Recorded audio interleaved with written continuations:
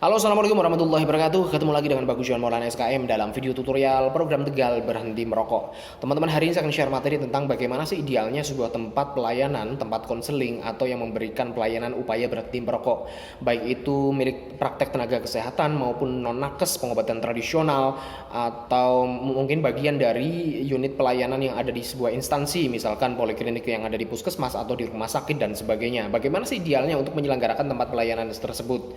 Tentunya yang akan saya jelaskan di sini dari dua perspektif, yaitu sebagai tempat pelayanan kesehatan dan juga sebagai tempat bisnis. Bagaimanapun tempat pelayanan kesehatan, kita harus memikirkan dua sisi ini. Ini adalah tempat pelayanan dan ini juga merupakan tempat bisnis. Bagaimana kita mau memikirkan hanya sebagai tempat pelayanan saja sementara kita tidak memikirkan segi bisnisnya? Bisa jadi Anda bangkrut, tutup dan sebagainya. Atau kebalikannya, kita memikirkan segi bisnisnya tapi tidak memikirkan pelayanannya. Lalu mau menjual apa kalau kayak gitu ya kan? Nah, ada tiga hal yang saya garis bawahi bagaimana untuk menjelaskan sebuah ideal tempat pelayanan kesehatan untuk upaya berhenti merokok. Yang pertama, siapa leader service-nya? Nah, ini leader service atau yang mendegani atau yang kalau misalkan sebuah itu klinik Pratama dan sebagainya, siapa sih pendirinya, siapa sih pemimpinnya atau ownernya, ya kan? Itulah yang mengawali bisnis tersebut, bisnis tempat pelayanan kesehatan tersebut. Siapa sih leaders of service-nya? Tentunya orang leader of service-nya ini adalah orang yang memahami seluk-beluk tentang basic atau core of this business. Nah, kembali seperti video yang kemarin saya jelaskan bahwa upaya berhenti merokok, outputnya itu adalah perubahan perilaku. Maka leader of service dalam pelayanan kesehatan ini adalah orang yang benar-benar mengetahui seluk-beluk tentang perilaku manusia.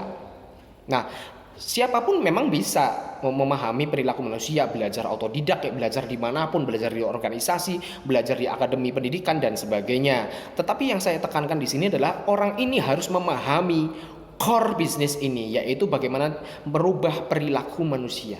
Nah, bukan berarti saya sok stereotip dalam memperhatikan atau menjudge satu profesi tertentu atau kompetensi tertentu, tetapi kalau dalam hal formal edukasi, profesi mana sih yang memahami perilaku manusia secara mendalam dan secara radikal? Ya adalah seorang psikolog. Ini asumsi saya pribadi ya. Jadi mungkin bisa jadi ada profesi-profesi yang lain yang memahami tentang perilaku manusia. Dalam hal ini bukan masyarakat ya, tapi manusia secara individu. Nah, kenapa saya berkata demikian? Ya, kayak misalkan dari sisi bisnis itu kan core of the bisnisnya apa? Kalau misalkan kayak saya punya klinik luka, kenapa saya bisa mendirikan klinik luka? Ya karena sesuai dengan resources saya mendalami luka itu dari A sampai Z secara radikal, secara sapole gitu loh, ya kan? Nah, sebenarnya pengetahuan tentang luka orang-orang pengobatan tradisional juga bisa, ya kan?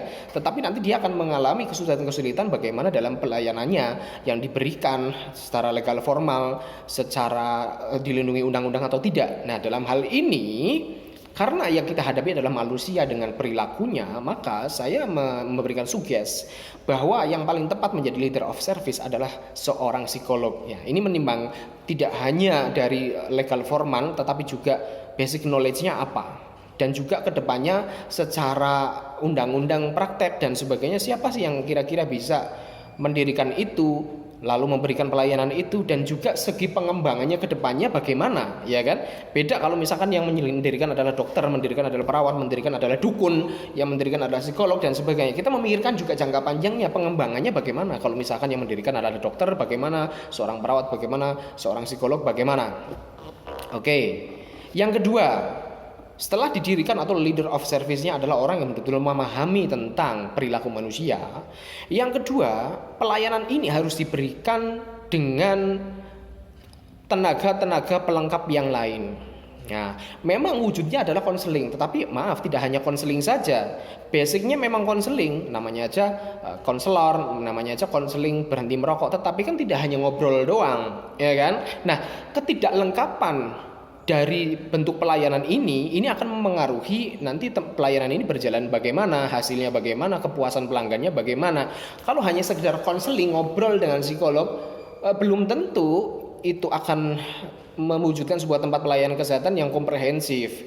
Orang ke situ bukan hanya untuk konseling. Orang datang pengen berhenti merokok, bisa jadi dia membawa penyakit yang ada di paru-parunya. Kenapa dia pengen berhenti? Ya karena saya penyakitan, saya kesini mau konsul bagaimana cara berhenti. Ini gimana nih, saya ada gejala-gejala batuk, pilek, ada gejala sesak nafas, ada semacam restriksi atau gangguan saluran pernapasan saya, ada hambatan dan sebagainya. Dan tentunya ini kan butuh pengobatan juga. Maka si leader of service ini, kayak misalkan dia seorang psikolog, dia harus mengajak ya tenaga kesehatan lain. Ya, yang pertama adalah dokter, jelas. Karena konseling seperti itu membutuhkan juga pengobatan, bisa jadi ya, pengobatan. Bisa jadi membutuhkan pemeriksaan diagnostik yang lain, misalkan spirometri atau misalkan untuk mengetahui kadar karbon dioksida dan sebagainya. Itu kan membutuhkan alat-alat penunjang, alat-alat pemeriksaan penunjang diagnostik ya, sehingga bisa dipantau secara objektif dan terukur. Nih fungsi paru Anda sekian nih, pertama datang, kedatangan berikutnya nih Anda membaik kan senang pasiennya. Oh iya ya, setelah konseling dan berhenti merokok, keadaan paru saya, fungsi paru saya, kapasitas paru saya membaik dan tidak ada restriksi, kadar karbon dioksidanya juga menurun. Otomatis berarti saya kadar oksigennya juga naik, saturasi oksigen saya seperti apa dan sebagainya. Itu kira-kira pasien akan lebih senang jika diberikan sebuah alat ukur yang objektif. Jadi tidak hanya kira-kira doang, tetapi secara objektif dan terukur. Orang bisa lihat nih perkembangannya dari hari ke hari, dari minggu ke minggu, dari bulan ke bulan. Itu baru pelayanan yang komprehensif. Ya, jadi ada psikolog, ada dokter. Nah, misalkan ada tambahan lain boleh nggak? Ya boleh, misalkan perawat, karena perawat memberikan pelayanan perawatan secara umum. Tetapi kalau saran saya, dua tenaga kesehatan ini harus ada, seorang psikolog dan juga seorang dokter. Nah, tanpa ini salah satu doang, konseling doang, tapi tidak menyediakan tempat untuk pengobatan, terapi ya, atau hanya dokter saja tetapi tidak ada psikolog dan sebagainya, ya nanti timpang. Kembali lagi, ini basic dari pelayanan ini adalah perubahan perilaku. Maka dua profesi ini harus ada. Kalau menurut saya, kalau Anda menanyakan idealnya bagaimana, ya dua profesi ini. Yang lain sunnah, boleh tambahan perawat, boleh tambahan tenaga farmasi karena menyediakan obat-obatan dan sebagainya, tetapi core-nya ada di sini, ada di psikolog dan dokter. Nah, dokter ini juga harus ada. Misalkan untuk terapi, intinya yang namanya terapi berhenti merokok itu tidak hanya bentuknya konseling, tapi juga bisa jadi karena membutuhkan obat-obatan. Kayak dulu saya juga pernah mengonsumsi obat yang produk dari Pfizer itu, yang fungsinya untuk menghambat reseptor nikotin, sehingga dalam 3 bulan itu didesain orang yang merokok itu nanti rasanya jadi nggak enak karena terhambat, nikotin itu terhambat untuk ditangkap oleh reseptor-reseptor yang ada di sel tubuh kita, sehingga hari ke hari kok rokok tambah nggak enak seperti itu desainnya. Nah, berarti kan butuh pengobatan, butuh obat-obat medis. Nah, itu yang kedua ya guys, jadi profesi tambahan selain psikolog. Yang ketiga, kita juga harus menyediakan berbagai jenis terapi, berbagai pendekatan juga. Nah, misalkan ada orang yang pendekatannya harus melalui agama. Setelah dikaji, setelah dianamnesa, oh ini orang ini pendekatannya harus agama, maka bagaimana kita menyelesaikannya juga dari sudut pandang agama. Kalau dia memang seorang yang agamis misalkan ya, dia mungkin terinspirasi merokok karena salah satu tokoh agama yang merokok. Nah, maka kita bisa melalui pendekatan agama. Nah, tentunya berarti kalau kita sedia berbagai senjata itu akan lebih bagus, ya kan? Ibarat berperang, kita tidak hanya senjatanya palu, senjatanya panah, senjatanya senapan, senjatanya tombak dan sebagainya. Segala senjata kita harus siap karena manusia itu unik. Belum tentu si A ini cocok dengan senjata A, lalu datanglah orang B, lalu kita pakai senjata A ini untuk orang B, belum tentu cocok. Ini bukan sesuatu yang eksakta 1 tambah 1 sama dengan 2 yang kemarin saya bilang seperti itu. Ini unik sekali. Maka semakin banyak senjata yang kita siapkan untuk berperang, itu akan lebih baik. Kita nanti menyesuaikan dengan konteks ini, orang yang kita hadapi ini seperti apa. Oh, ini cocoknya dengan senjata ini. Oh, ini apa? Oh, ini senjatanya ini, pendekatannya ini dan sebagainya. Jadi kita perlu menyiapkan berbagai jenis pelayanan, berbagai jenis pendekatan sesuai dengan konteks pasien yang kita hadapi.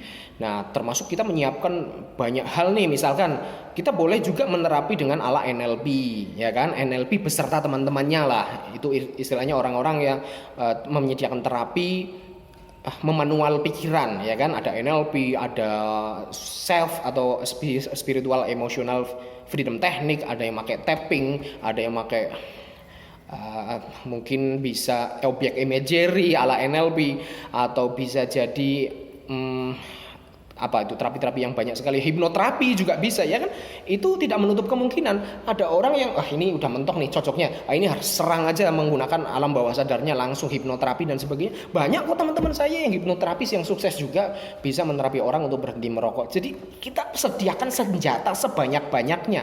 Entah itu Anda sebagai seorang psikolog juga Anda belajar hipnoterapis, belajar NLP dan sebagainya, karena teman-teman saya yang psikolog juga banyak juga yang bergelar CHT dan sebagainya. Atau Anda menyediakan terapis orang lain yang memang memahami atau sudah berpengalaman dalam hal pelayanan atau menjadi praktisi dari hipnoterapis atau NLP dan sebagainya, dan kawan-kawannya ya, yang yaitu ilmu memanual pikiran.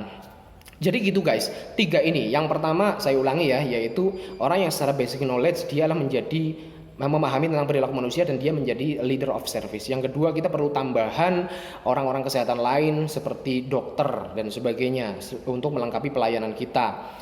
Dan yang ketiga adalah kita menyediakan berbagai macam jenis terapi pendekatan untuk pasien. Istilahnya kita menyiapkan beberapa senjata untuk berperang sehingga kita mampu menyesuaikan kebutuhan pasien yang kita hadapi. Gini guys, ini adalah ideal bagaimana sebuah tempat pelayanan kesehatan upaya berhenti merokok itu diadakan, diselenggarakan, diberikan.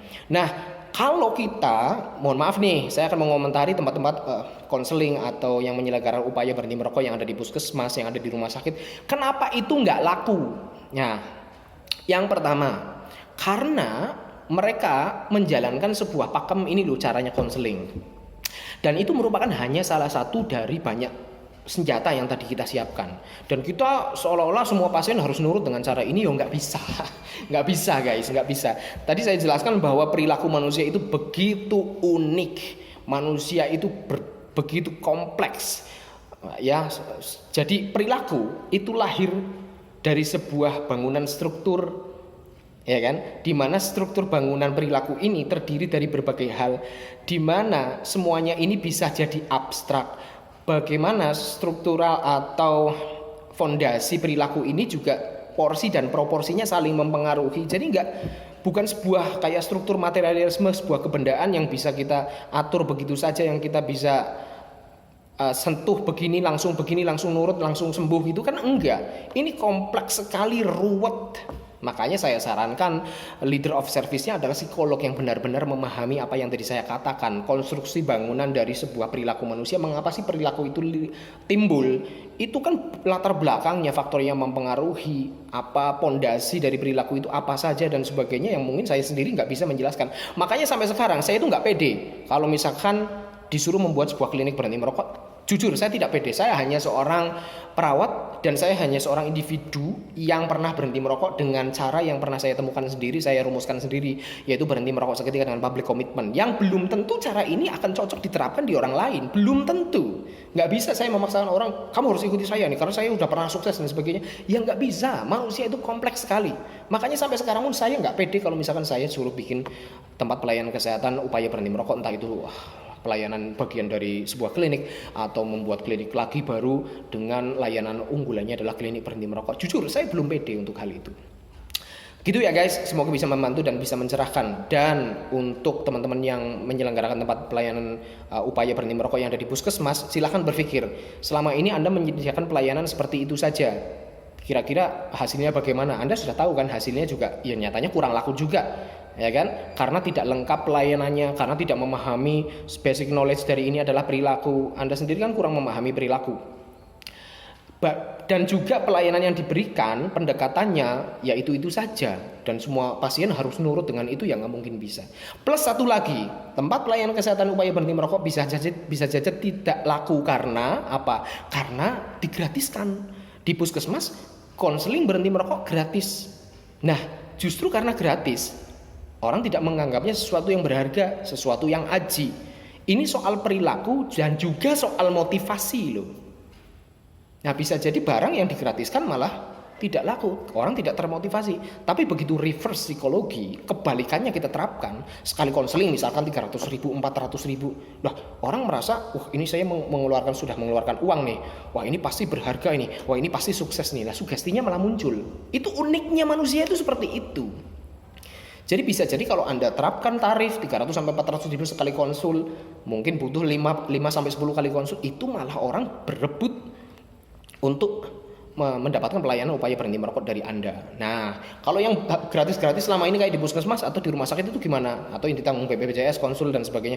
Mungkin itu bisa jadi itu efektif, tapi untuk perokok yang anak-anak sehingga masih tersugesti dan sebagainya. Tapi bagi perokok yang dewasa, 30 tahun ke atas, 25 tahun ke atas, mungkin mengecap, alah ini konsul-konsul kayak gini, apa sih gratisan lah, ini nggak mandi lah. Bisa jadi seperti itu. Itulah uniknya manusia secara ilmu jiwa. Demikian, terima kasih. Assalamualaikum warahmatullahi wabarakatuh.